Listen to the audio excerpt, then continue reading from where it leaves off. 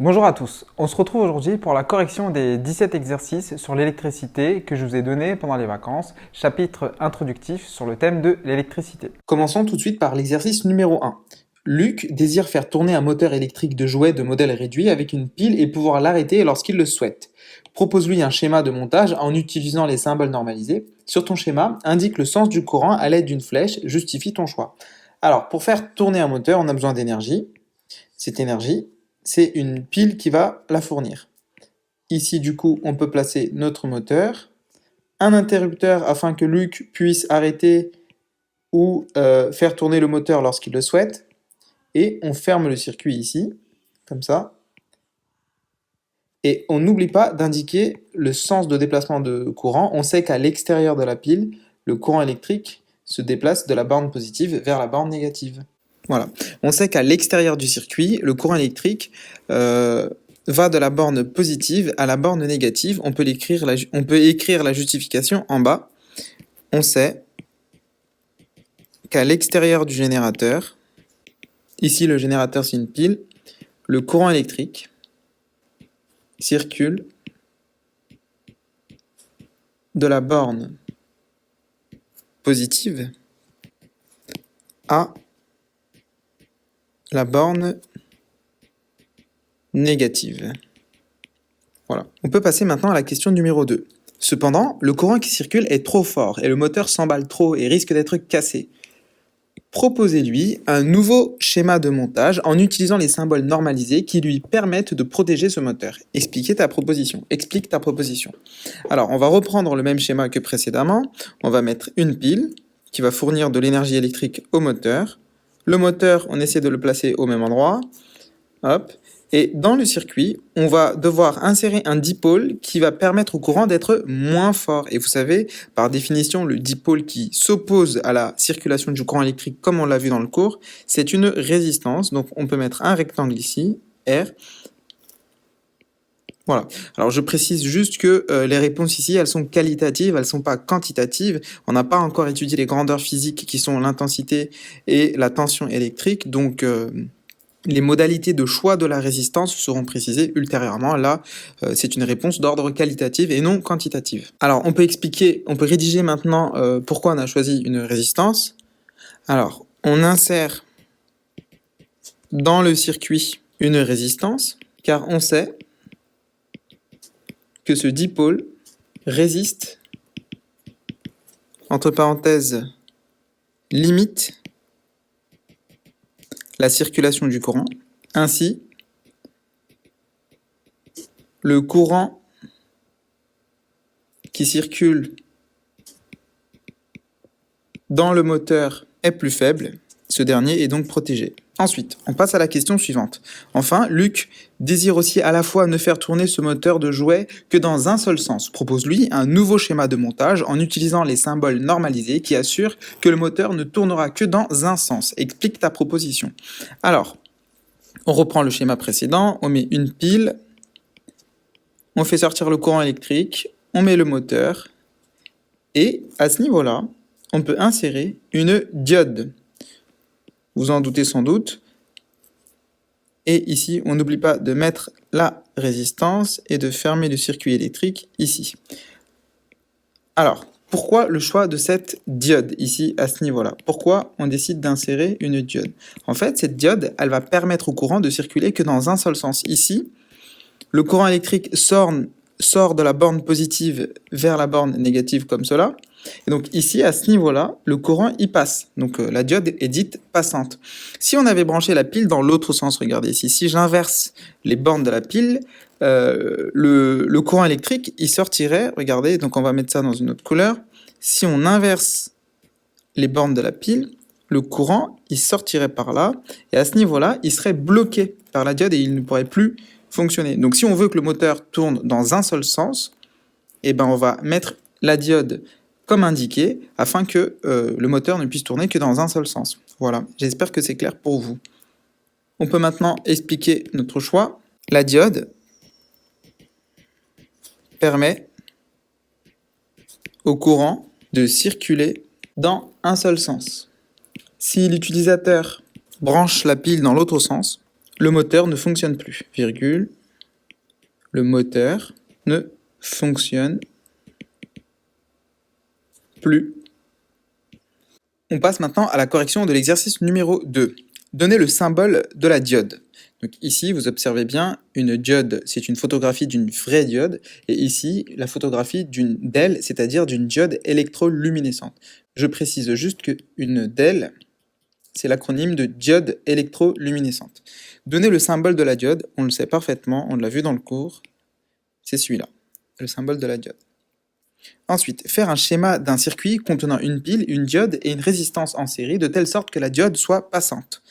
Alors, il faut faire en sorte que le courant puisse passer. Donc, on met une pile, on fait sortir le courant par la borne positive, on va mettre une diode qui laisse passer le courant, ensuite une résistance, ici,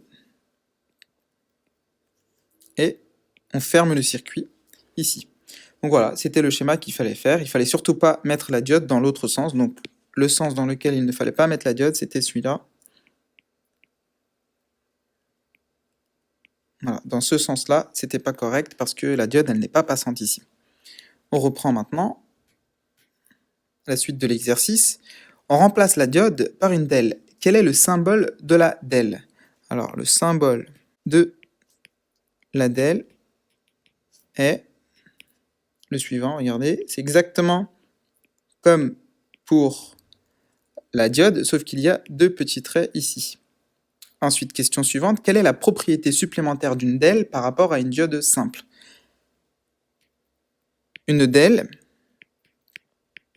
s'allume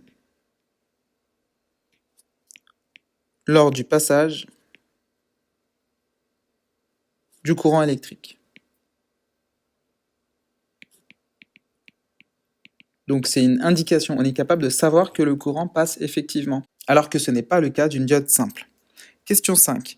Comment peut-on savoir dans quel sens le courant circule dans un circuit en série si on ne voit pas les bornes de la pile? On peut tout simplement insérer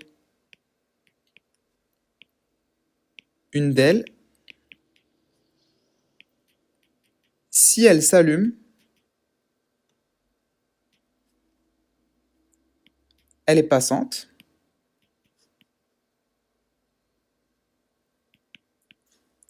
Sinon, elle empêche le courant de circuler.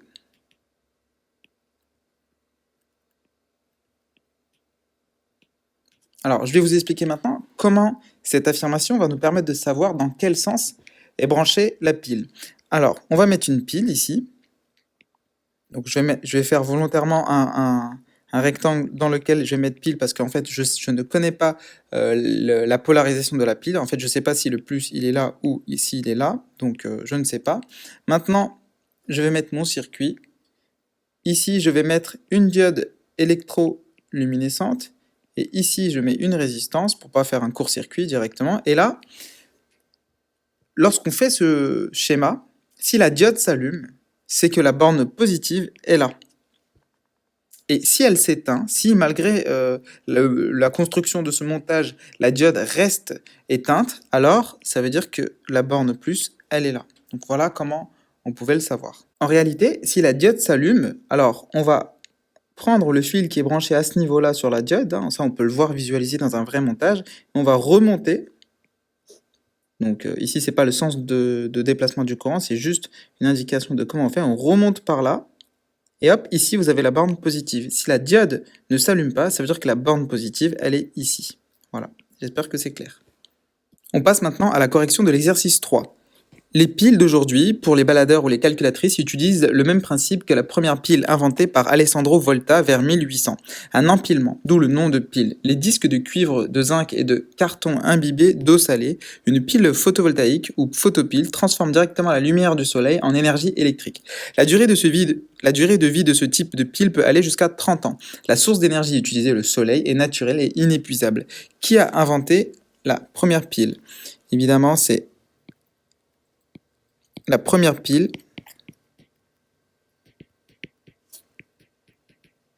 a été inventée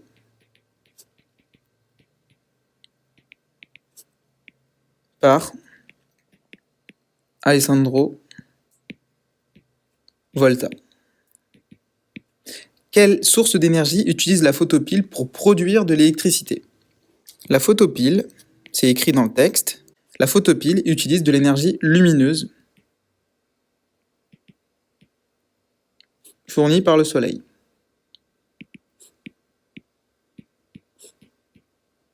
Ou bien une lumière artificielle, c'est possible. Quels avantages possède la photopile par rapport à une pile classique? Alors, la question, vous avez remarqué, elle est posée au pluriel, donc on va devoir donner au moins 2 avantages. Donc, c'est la durée de vie, hein. Le premier avantage est directement donné dans le texte, c'est la durée de vie qui peut aller jusqu'à 30 ans. D'après le texte,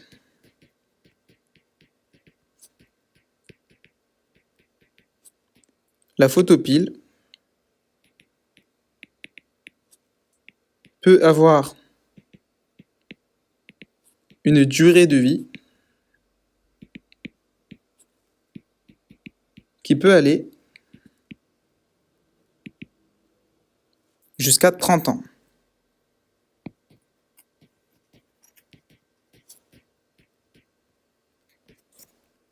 Donc, premier avantage. Alors, on peut parler également d'écologie. Une pile qui dure 30 ans, on va moins la jeter qu'une pile qu'on utilise une journée ou 2. Donc, ça produit moins de déchets, donc c'est plus écologique. Alors, ces piles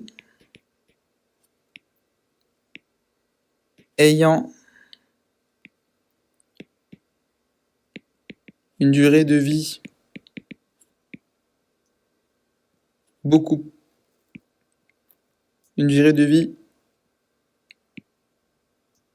plus longue vont être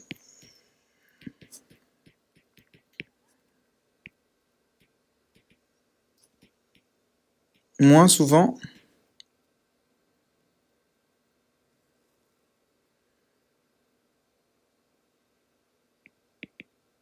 jetées. Donc elles produisent moins de déchets.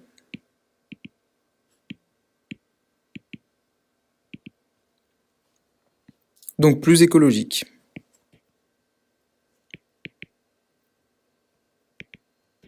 Voilà ce qu'on pouvait répondre. Évidemment, il y a plusieurs réponses possibles. Moi, je vous propose celle-là. On passe maintenant à la correction de l'exercice 4. Qu'est-ce qu'un isolant? Un conducteur. Donc ça, c'est des définitions du cours, donc on va pouvoir répondre très facilement en regardant dans le cours. Un isolant est un matériau qui ne permet pas le passage du courant électrique. En revanche, un conducteur, comme son nom l'indique, permet au courant de circuler.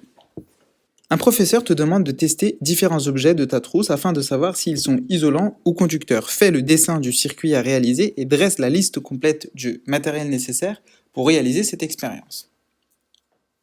Alors, ici, regardez bien qu'on nous demande de faire le dessin du circuit. Alors, donc on va mettre une pile, notre source d'énergie électrique. On peut mettre par exemple une lampe ici. C'est la lampe qui va être le témoin de la bonne circulation ou non du courant électrique. Si elle s'allume, cela signifiera que le courant électrique circule. Si elle ne s'allume pas, le courant électrique ne circule pas. Une lampe, hop. À ce niveau-là, on va mettre un fil avec des pinces crocodiles, comme ça. Ici aussi, un fil avec des pinces crocodiles. Et puis ici, on va le faire dans une autre couleur. Ici, on va mettre notre matériau à tester, ici, voilà. En rouge, là, c'est notre matériau à tester. Donc, je vais l'indiquer. Matériau à tester, pour savoir s'il est conducteur ou isolant. Donc, si jamais la lampe s'allume, ça voudra dire que le matériau qui est là est conducteur. Si elle ne s'allume pas, le matériau est isolant. Maintenant, il faut qu'on dresse la liste complète du matériel dont on a eu besoin pour faire ce montage. Donc le matériel, on va l'écrire ici. On a eu besoin d'une pile. On a également eu besoin d'une lampe, de fils électriques, de pinces crocodile. C'est pour fixer le matériau qu'on veut tester. Pinces crocodile. Et puis, différents matériaux à tester. Voilà. J'espère que c'est clair. Troisième question. classe les matériaux suivants dans le tableau. Donc, classe les matériaux suivants dans les tableaux en fonction de leur capacité à conduire l'électricité ou pas. Le cuivre est un métal, c'est un matériau conducteur. Le plastique, vous savez que c'est un isolant. Il ne permet pas la circulation du courant. L'air est un isolant en général. Le corps humain est un conducteur. C'est pour ça qu'on peut s'électrocuter. Le graphite est un conducteur également. C'est la mine de crayon, on l'a testé dans le cours. L'acier est un alliage, donc il est conducteur, un alliage de métaux. Le verre est un isolant. Le bois également, c'est un bon isolant à la fois thermique et électrique. La laine est un isolant. Et puis le laiton est un alliage donc conducteur, un alliage de métaux. On passe maintenant à la correction de l'exercice 5. Donc vous avez ici un schéma d'une ampoule avec la douille ici. Ici vous avez la douille. Et ici vous avez l'ampoule. Et puis on nous demande de compléter le tableau ci-dessus en indiquant par une croix si les matières sont conductrices ou isolantes. Alors le verre, on l'a vu, c'est un isolant. On peut mettre une croix ici. Le tungstène, c'est le métal qui est ici. Il conduit l'électricité, c'est lui qui produit la lumière en s'échauffant de manière spectaculaire. Donc il est conducteur. Le verre, c'est un isolant, on l'a vu. Le nickel est un métal, donc conducteur, on l'a vu. D'ailleurs, s'il n'était pas conducteur, le courant électrique ne pourrait pas circuler dans la lampe. Le laiton est un alliage de métaux, donc conducteur. Le verre, un isolant. Le plomb, un conducteur, qui est un métal. Tracer en couleur le chemin suivi par le courant lors du passage dans la douille puis dans la lampe. Donc, je vais prendre le rouge ou le vert par exemple et indiquer le sens du courant dans la douille et dans la lampe. Alors, on va regarder ici et là, vous avez les branchements de la douille qui est reliée au générateur. Donc, c'est ici que vous allez avoir le générateur qui va fournir le courant électrique. Donc, admettons que la borne positive du générateur soit là. Le courant électrique qui va sortir par là, par là, il arrive. Donc il passe ici, ici, ici, et quand il arrive ici, il va être en contact avec cette zone de la lampe, c'est-à-dire le culot. Lorsque la lampe est vissée dans la douille, cette zone qui est ici va être en contact avec cette zone-là. Et ensuite, cette zone, vous voyez bien que si on continue le chemin, elle est reliée à la tige, qui elle-même est reliée au tungstène, au filament, qui va produire la lumière, et donc le courant il continue par là, par là, par là, par là, par là, et il va arriver au plot. Et le plot, regardez bien, il va être relié lorsque la lampe va être vissée à ce niveau-là. Et le courant, vous avez vu, il peut bien reprendre son chemin pour retourner à la borne négative du générateur. Donc voilà comment circule le courant électrique dans une lampe, j'espère que c'est clair pour vous. On passe maintenant à la correction de l'exercice suivant, le numéro 6. Que se passe-t-il si un dipôle tombe en panne dans un circuit en série? Alors, dans un circuit en série, une panne d'un dipôle est équivalente à la présence d'un interrupteur ouvert. On l'a vu dans le cours. Donc, tous les dipôles ne fonctionnent plus. Je vous rappelle qu'on est dans un circuit en série, donc une seule boucle, si on en enlève un, le courant ne passe plus nulle part. Quelle est l'influence de l'ordre des dipôles dans un circuit en série? Deuxième question. Dans un circuit en série, l'ordre des dipôles n'a aucune importance. Car c'est le même courant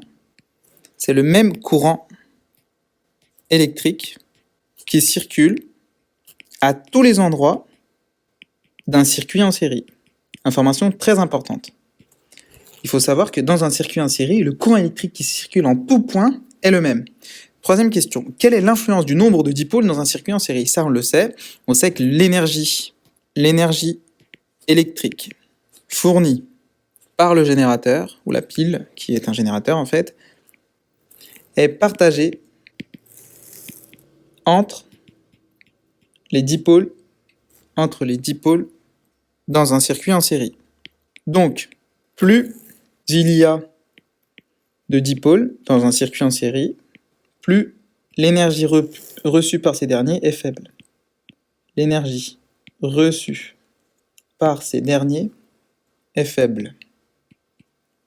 Quelle différence y a-t-il, question 4, quelle différence y a-t-il entre électrisation et électrocution? En fait, c'est exactement la même chose, sauf que dans le cadre de l'électrocution, l'électrisation donne la mort. Alors, on va commencer par l'électrisation. L'électrisation est le phénomène observé lorsque le courant électrique passe à travers le corps humain. Regardez bien la manière dont je vais définir l'électrocution, ça va être intéressant. Une électrocution est une électrisation. Donc en fait, une électrocution, c'est une électrisation, ce qu'on vient de définir juste en amont, et qui donne la mort. Alors que l'électrisation donne de graves blessures, potentiellement, qui donnent la mort. Question suivante, les dangers du courant électrique sont-ils moins importants lorsque le corps est mouillé? Non. Lorsque le corps est mouillé, il conduit davantage le courant. Donc, les dangers sont plus importants lorsque le corps est mouillé. Question suivante, question 6, comment fait-on pour court-circuiter un dipôle dans un circuit électrique? Alors c'est très facile. Vous avez ici un dipôle, on va prendre une résistance. Court-circuiter ce dipôle signifie qu'on ne veut pas que le courant passe dans ce dipôle. Il suffit de brancher un fil à ces bornes, et là, le courant qui arrive par là, il ne va pas passer par là parce que c'est plus difficile pour lui de passer par le dipôle. Vous savez que le courant électrique préfère toujours choisir le chemin le plus simple pour lui, donc il va passer par là. Hop. Donc, pour court-circuiter un dipôle, on branche un fil aux bornes de ce dernier. Voilà, j'espère que c'est clair pour vous. Question numéro 7. Que se passe-t-il au niveau de l'éclat des lampes si on ajoute dans un circuit en série comportant 2 lampes une 3e lampe? Vous savez que l'énergie est partagée. L'énergie est partagée dans un circuit en série. Donc, les lampes brilleront avec un éclat moins important qu'auparavant. Voilà. On passe maintenant à la correction de l'exercice numéro 7. Vous avez 2 montages, le montage 1 ici et le montage 2 ici. Schématisez ces 2 montages et indiquez sur chacun le sens du courant électrique. Alors, donc on va schématiser le premier montage ici à droite. Donc on va d'abord mettre la pile. Je mets un plus ici, un moins ici pour symboliser la pile. Un fil électrique qui sort. Et puis, regardez, donc là, je suis à ce niveau-là. Maintenant, il y a une première lampe qui est branchée. Ensuite, vous avez bien vu, des fils repartent des bornes de cette première lampe. Donc, des fils vont repartir de là pour aller se connecter à une deuxième lampe qu'on va mettre ici. Voilà. Donc ça, c'est le schéma de ce premier montage. Maintenant, on peut répondre d'ores et déjà à la deuxième question en écrivant ici que c'est un montage en dérivation. Vous avez bien vu la présence de 2 boucles, une boucle ici et une deuxième boucle ici, donc c'est bien un montage en dérivation.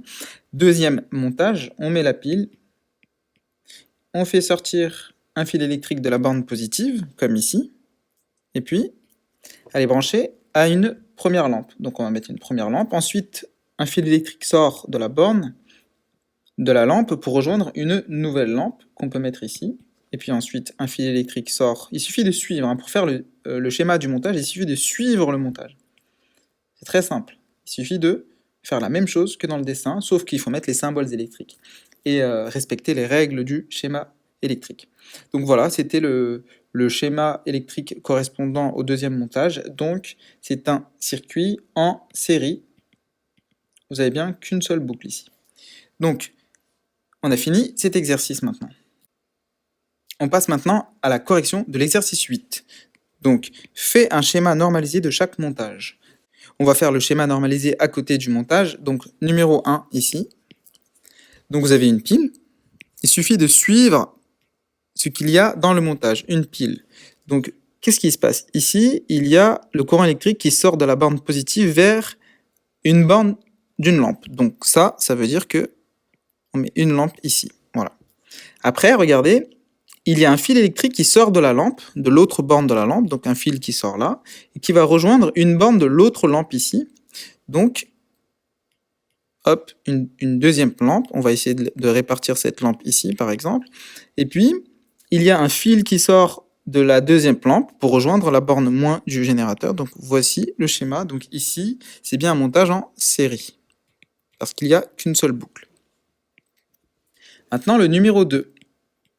Regardez bien, donc je suis la pile, hein. Je suis absolument le dessin que j'observe ici.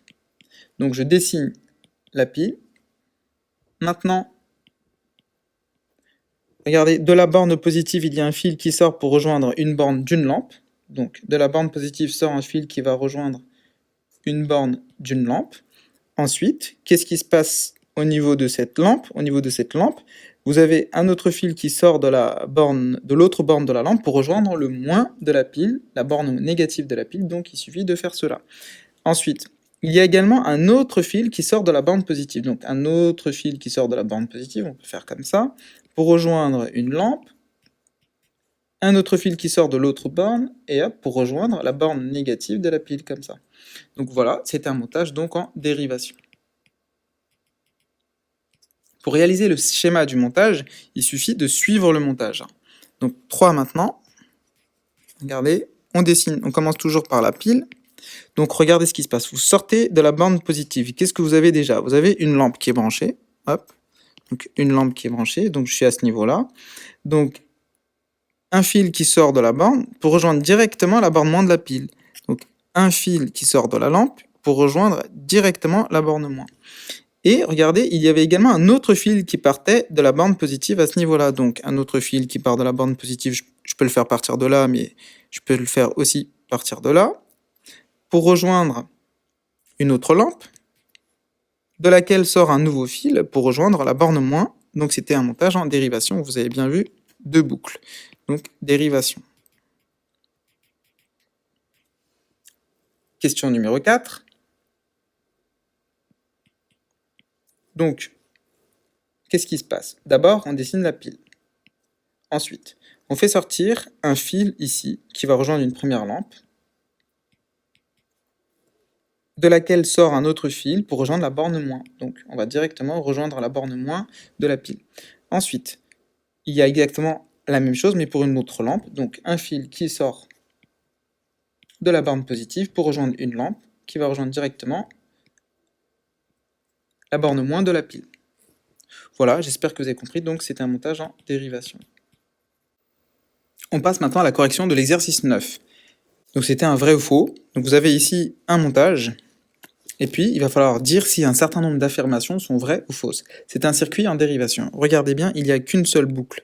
On sort de la borne positive et, regardez, il y a une seule boucle, donc c'était faux. Ensuite, si on permute la lampe et le moteur, la lampe brille plus. C'est faux. On sait que dans un circuit en série, le courant est le même partout. Donc, où que soit la lampe, elle va briller exactement de la même manière. Si on permute la lampe et le moteur tourne à la même vitesse. Oui, tout à fait. Le moteur continue de tourner à la même vitesse, vu qu'on a dit que où qu'on soit dans un circuit en série, le courant est le même.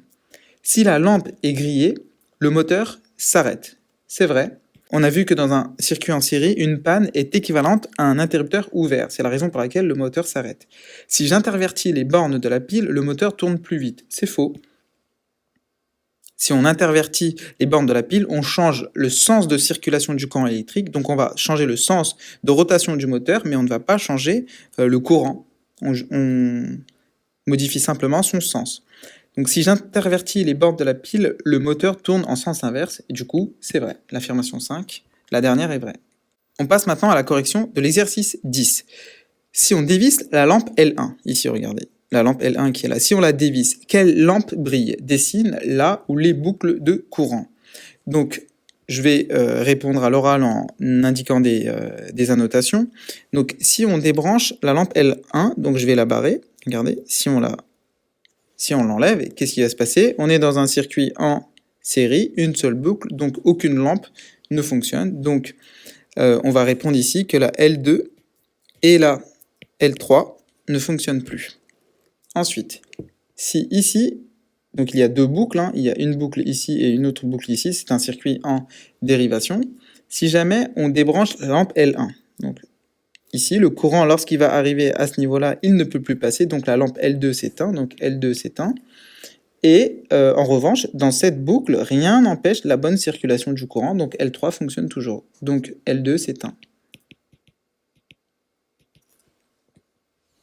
Troisième montage, donc ici, si on dévisse, donc il y a bien deux boucles, une boucle ici et une boucle ici. Si on dévisse L1, le courant qui sort de la borne positive ne peut plus passer nulle part. Il peut ni aller dans cette boucle, ni aller dans cette boucle. Du coup, L2 et L3 cessent de fonctionner. L2 et L3 cessent de fonctionner. Dernier montage. Donc le courant, il sort de la borne positive et il y a trois boucles ici. Regardez, il y a une première boucle ici, une deuxième boucle là et une autre ici. Trois boucles.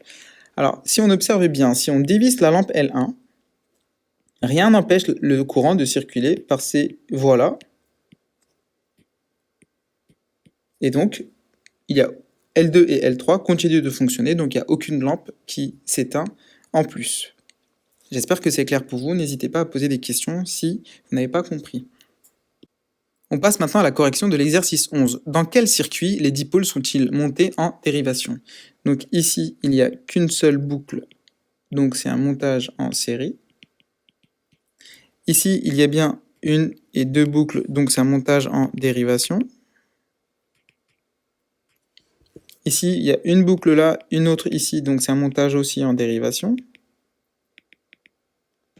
Et enfin ici, vous avez une seule boucle, donc c'est un montage en série. J'espère que c'est clair. On passe maintenant à la correction de l'exercice 12. Que faire pour que les deux dipôles fonctionnent ensemble? Donc là, vous avez le courant qui sort de la borne positive, et là, à ce niveau-là, le courant ne va pas aller là, parce qu'il préfère toujours prendre le chemin le plus court, donc il va passer par là.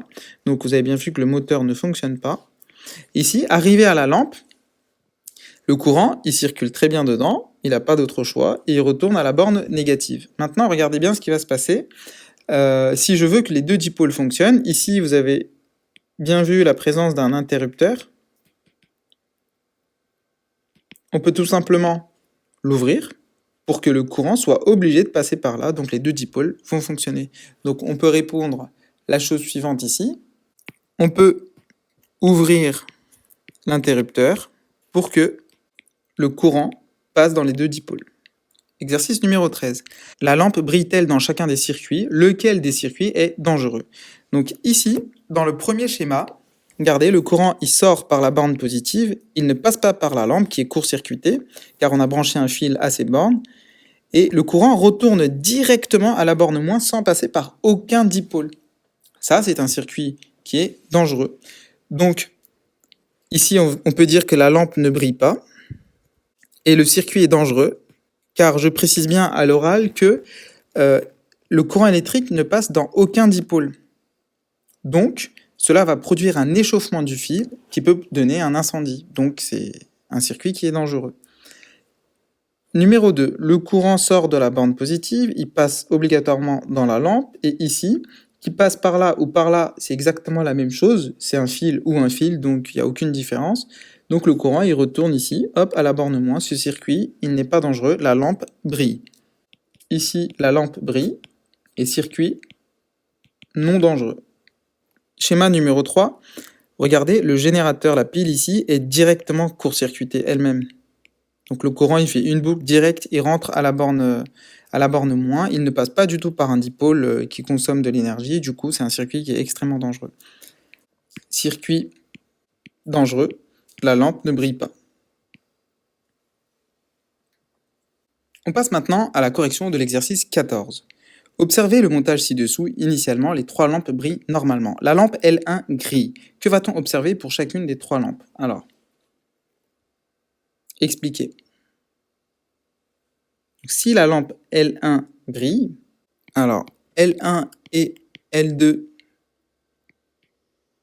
sont des lampes branchées en série. dans la boucle, dans la boucle 2. Donc on va numéroter les boucles. Ici, il y en a une boucle, c'est la boucle 1. Et ici, on a une autre boucle, c'est la boucle numéro 2. Donc dans la boucle numéro 2, L1 et L2 sont branchés en série. Donc si on débranche la lampe L1 qui se comportera donc comme un interrupteur ouvert, le courant ne peut plus circuler dans la boucle 2. Ainsi, la panne de L1 se comporte comme un interrupteur ouvert. Donc L2 s'éteint, mais L3 continue de fonctionner. Question suivante. La lampe L3 grille, que va-t-on observer pour chacune des 3 lampes? Expliquez. Le courant ne passe plus dans la boucle 1. En revanche, il passe toujours dans les boucles, dans la boucle 2, donc L1 et L2 brillent toujours. Voilà, j'espère que c'est clair. On passe maintenant à la correction de l'exercice 15. Donc vous avez ici un schéma, un autre schéma. Dans le premier, la lampe L1 ne brille pas. Expliquez pourquoi. Alors regardez ici. On va supposer que la borne positive du générateur est ici et la borne négative du générateur est ici. Pourquoi la lampe L1 ne fonctionne pas? Tout simplement parce qu'elle est court-circuitée. Donc lorsque le courant va arriver, donc il va passer ici, ici, ici, ici, ici, et il va revenir par là. Ici, il va préférer passer par le fil, parce que le fil ne lui oppose aucune résistance, alors que la lampe, si. La lampe, elle est court-circuitée, c'est la raison pour laquelle elle ne fonctionne pas, donc on va l'écrire ici. La lampe L1 est court-circuitée, donc elle ne fonctionne pas. Y a-t-il danger? Non, parce que le courant électrique passe bien par 2 dipôles qui sont les lampes L2 et L3, donc il n'y a pas de danger. Il n'y a pas de danger, car le courant passe par les lampes L2 et L3. Il y aurait danger si le courant retournait à la borne négative sans passer par aucun dipôle. Alors là, il y a vraiment danger. Dans le second, toutes les lampes sont éteintes. Expliquez, y a-t-il danger? Alors évidemment, dans le second montage, il y a un grand danger parce que le courant, il ne passe par aucune lampe, il retourne directement à la borne moins du générateur. Les lampes sont éteintes car le générateur est court-circuité. Il y a danger car le courant ne passe par aucun dipôle. On passe maintenant à la correction de l'exercice 16, qui était un mot croisé, donc horizontalement. En numéro 1, passage du courant électrique dans le corps entraînant la mort, c'est l'électrocution, donc on va l'écrire ici. Électrocution.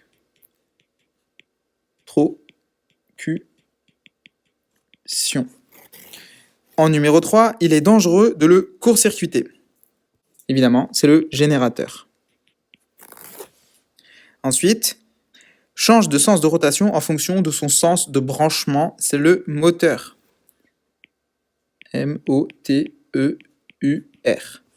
Ensuite, 7, ne laisse pas passer le courant électrique.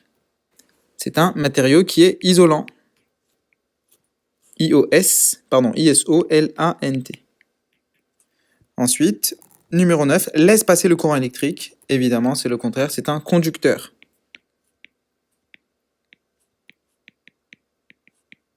Conducteur. Ensuite, verticalement, en numéro 1, passage du courant électrique à travers le corps. C'est une électrisation. Donc c'est un L ici. Électrisation.